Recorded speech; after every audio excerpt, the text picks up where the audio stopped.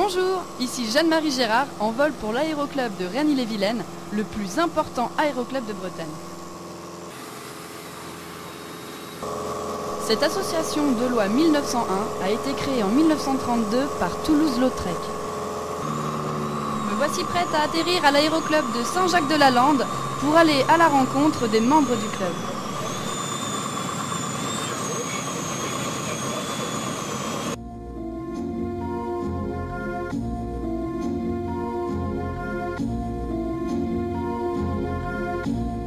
Cet aéroclub a 380 membres, ça oscille entre 380 et 400 membres.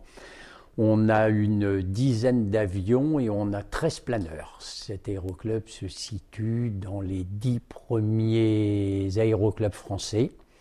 C'est le plus grand aéroclub de Bretagne, par le nombre de membres et le nombre d'heures réalisées, puisque avions et planeurs confondus, on fait 6500 heures de vol par an, ce qui est énorme pour une association. Cet aéroclub donc a 6 salariés, c'est une petite PME, c'est une structure qui fait aujourd'hui environ 800 000 € de chiffre d'affaires. On a 2 mécanos, on a une secrétaire, on a 3 instructeurs avions.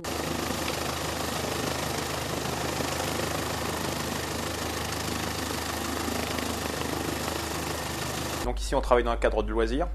Donc autrement dit, eh bien, on a des pilotes qui veulent passer un brevet ensuite pour pouvoir se promener ou éventuellement faire de la voltige.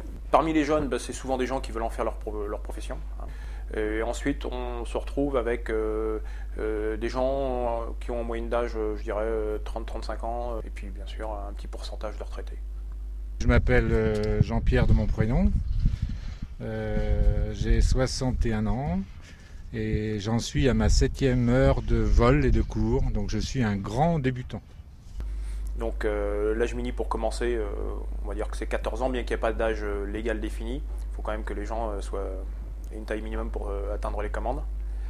À partir de là, eh bien, on leur fait une première formation de pilotage de base, ce qui permet en fait par la suite de tourner autour du terrain dans un volume de 30 km. Il leur faut minimum 45 heures pour avoir ce brevet complet. En fait, la moyenne, elle est plutôt vers 60-65. Quand vous allez sentir le buffeting ou la battée, eh bien, vous allez mettre plein gaz. Vous rendre un petit peu la main. Moi, je vous montrerai qu'on peut très bien s'en sortir quasiment sans rendre la main.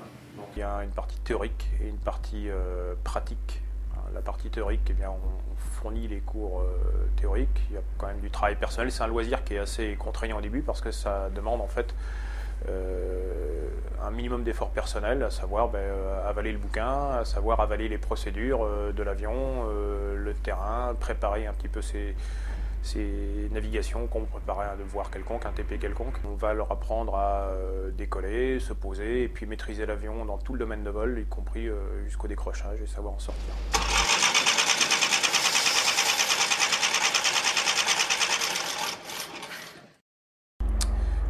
Et puis donc l'examen se passe sous forme de QCM en 5 modules qu'on peut passer d'un seul coup, partie par partie. L'examen en vol, lui, est dispensé par un pilote inspecteur d'un autre organisme, d'un autre aéroclub ou bien un pilote inspecteur de l'État sur une partie voyage et une partie mania. Meeting, classe de l'air, forum des métiers, le club organise aussi de nombreux événements. Notre grand challenge, c'est 2007. Pourquoi 2007? Parce que notre aéroclub aura 75 ans. Et lors des 75 ans de l'aéroclub, c'est une date un peu magique, c'est 3/4 de siècle. Donc là, on se met en tête de faire ça vraiment très grand. Et le pari, ce serait également de mettre un Mirage 2000 place de la mairie à Rennes. Alors, vous serez dans 2 ans, bien sûr, et vous repenserez à cette petite interview et vous verrez si on a réussi à aller au bout de nos fantasmes et de mettre un chasseur place de la mairie à Rennes.